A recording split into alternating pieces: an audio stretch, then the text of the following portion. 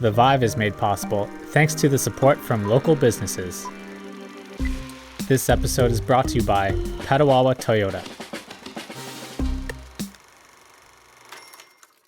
Our team at Petawawa Toyota includes several highly talented and well-respected women in the auto industry. Hi, I'm Ashley, and I am your Directors of First Impressions here at Petawawa Toyota. So I'm Gwen. I'm a product advisor here. When I started 10 years ago, not a lot of women in this field. In 10 years, it's changed a lot.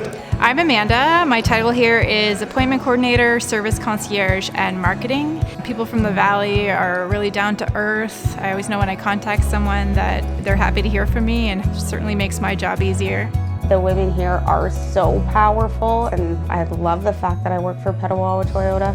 I've worked in male-dominant fields before. They do treat you differently, where when you come into Toyota and you see all the females, then you know there's a diversity of it. Like, we all work well as a team. Many, many thanks to the women of Petawawa Toyota. They are a testament to our brand, our community, our dealership, and our customers.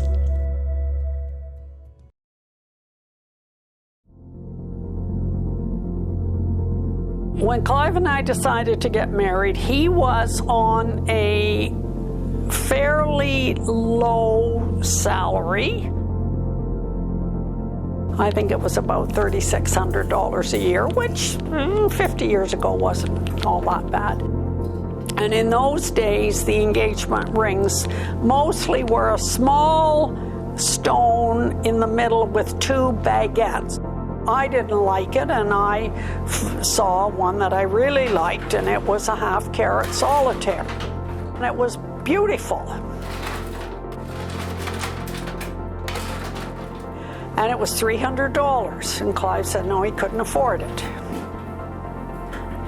So I said, well, I think we should go and have some lunch and discuss this. You can afford to buy me this ring, and this is the ring that I want. And he says, well, I can't afford it. And I said, well, if I can't have that ring, then I don't want any ring. And that I had just... It's nice. Yeah? Hello, how are you? Nice to see you. I didn't recognize whoever's voice it was. I just let them in. It was yours. I just let them in. My name is Gwen Greenstock, and I'm an independent jeweler with Fifth Avenue Collection Jewelry. Fifth Avenue Collection is a direct sales, high-line fashion jewelry company, and I've been in the business for nearly 20 years. I got caught in one of the federal government's downsizing, and I was 56. I didn't feel 56, and I sure wasn't ready to retire. I think in my own mind I went from one full-time business that I'd been very successful at and worked really hard at to another, and I was damned determined, and I built it up. I was doing 75 shows a year. The top sales I ever had was $156,000 in a year. I had a team of jewelers across the country, and in 2007 I did win the Crown Jewel Award, which was for the top sales in Eastern Canada. This beautiful globe is all gemstones, and that was for my 10 years, and this year I will get my 20-year award. And a pineapple was if you had the top sales in the company for a particular month. We earned, I say we because he really did a lot to help me, 11 consecutive trips for two. Which was based on sales, a trip every year, and the last one we went to was to Bali.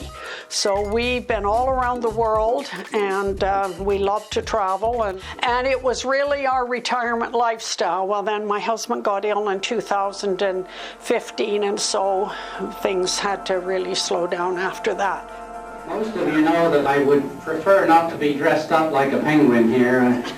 I'm much more comfortable in a tweed jacket and a flowery tie. Everybody's dressed in red today. And he had a good morning I hear. When I was down County Road 27, I came by this farm, and I saw the farmer out in the field, and so I said, hey, I bet I could tell you how many sheep you got in that pen over there. Well, why don't we make this interesting? Will you give me one of them if I can choose, if I can pick the exact number? Sure, he said, go ahead. 164, including that black one over in the corner. Well, he was just flabbergasted, and I picked out this big fluffy one, and I hoisted it up on my shoulders. And he shouts as I'm just going around the corner and said, hey, I think I know who you are. So I said, yeah, that's right, as a matter of fact. I have roots in South Wales, but I was born in England, so I guess I'm a Limey. You're up at that research place, I think they call it chopped liver, don't they, or something, in the valley there. And, well, I knew right away he was a valley boy, and so I excused his transliteration of Chalk River there. You read me absolutely, completely. I mean, I'm just absolutely amazed. How did you do that? Well, he said, just come on into the kitchen, we'll have a beer, but first of all, why don't you put my sheepdog down, because he's got to get up and do a lot of work before nightfall.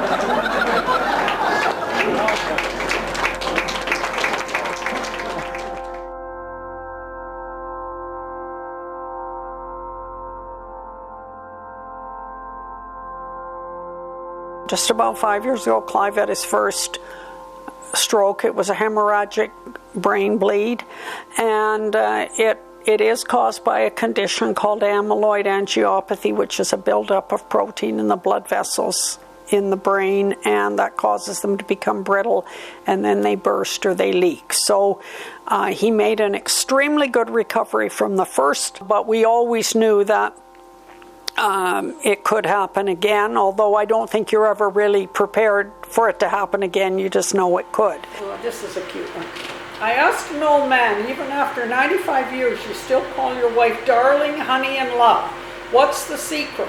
Old man, I forgot her name years ago and I'm scared to ask her what it is.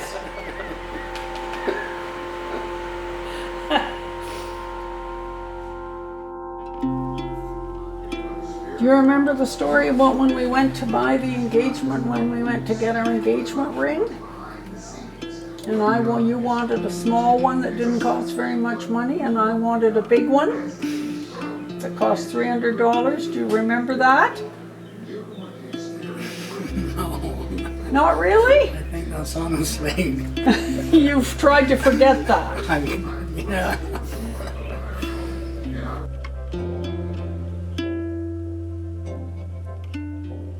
You don't remember us going across the street to Tim Hortons in Toronto and discussing? I remember it when you talk about it. Yeah. You remember when we talk about it, yeah. And you and I discussed whether you could afford this $300 ring. What I think really I meant was, if I can't have that ring now, I don't want any ring until I can have that ring. But he may have just thought that if I couldn't have that ring, then I didn't want him either. So in any case, I don't know what he thought. All I know is that Christmas Eve, I got the ring that I wanted.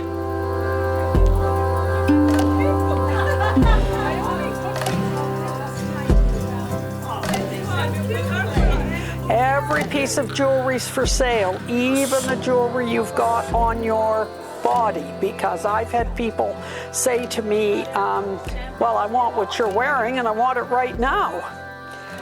So I try not to get sentimental because, as I say, date your jewelry, don't marry it. I thought a whole lot of girls from the Petawawa, but the seniors were coming. There's a dance tonight, so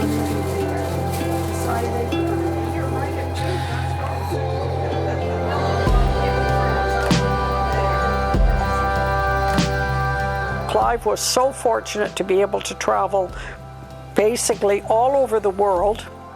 Travel was a huge part of our life. If you've never traveled anywhere else, or you've never lived anywhere else, you really don't realize that there's a whole big world out there, and it doesn't matter where you live. There's good and bad, and I'm a firm believer that you hang your hat where you're at and you You know, you make the best of whatever situation you've been presented with. Kind of, it is what it is. Oh yeah, this is a good one. Husband, when I get mad at you, you never fight back. How do you control your anger? Wife, I clean the toilet. Husband, how does that help? Wife, I use your toothbrush. These are all from the internet. Well, they're all from Facebook.